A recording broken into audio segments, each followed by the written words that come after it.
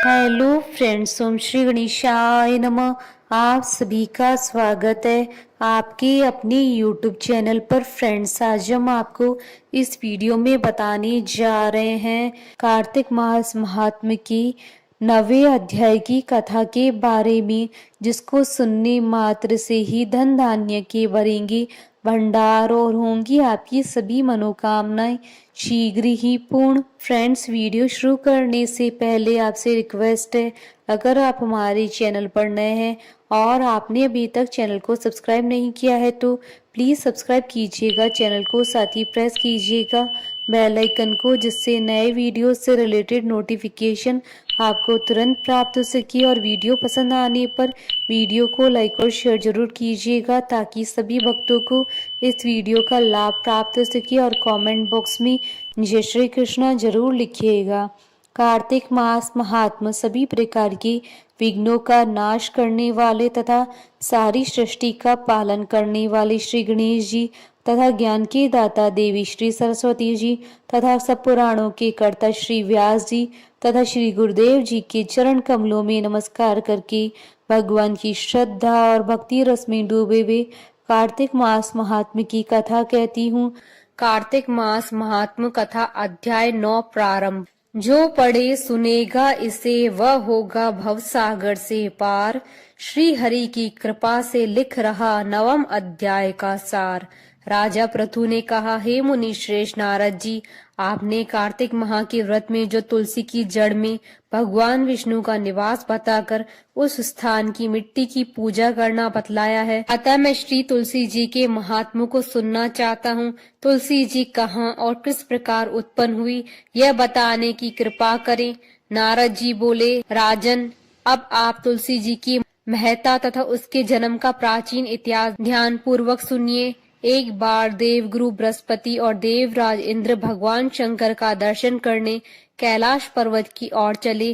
तब भगवान शंकर ने अपने भक्तों की परीक्षा लेने के लिए जटाधारी दिगंबर का रूप धारण कर उन दोनों के मार्ग में अवरोध उत्पन्न किया।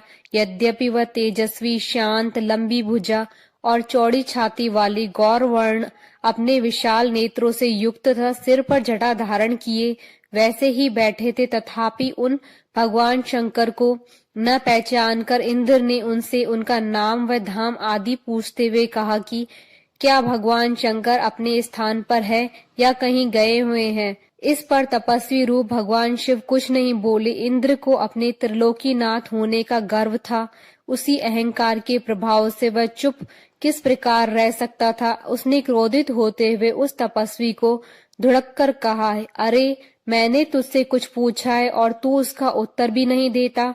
मैं अभी तुझ पर वज्र का प्रहार करता हूँ, फिर देखता हूँ कि कौन तुझ दुर्मति की रक्षा करता है। इस प्रकार कहकर जैसे ही इंद्र ने उस जटाधारी दिगंबर को मारने के लिए हाथ में वज्र लिया, वैसे ही भगवान शिव ने वज्र सहित इंद्र का हाथ स्तंभित कर दिया और विकराल नेत्र कर उसे देखा। उस समय ऐसा प्रतीत हो रहा था कि वह दिगंबर प्रज्वलित हो उठा है और वह अपने तेज से जला देगा। भुजाएं स्तंभित होने के कारण इंद्र दुखित होने के साथ साथ अत्यंत कुपित भी हो गया, परंतु उस जटाधारी दिगंबर को प्रज्वलित देखकर बृहस्पति जी ने उन्हें भगवान शंकर जानकर प्रणाम किया और दंडवत होकर उनकी स्तुति करने लगे। बृहस्पति भगवान शंकर से कहने लगी, हे दीनानाथ, हे महादेव, आप अपने क्रोध को शांत कर लीजिए और इंद्र के इस अपराध को क्षमा कीजिए। बृहस्पति के वचन सुनकर भगवान शंकर ने गंभीर वाणी में कहा, मैं अपने नेत्रों से निकाले हुए क्रोध को किस प्रकार रोकूं।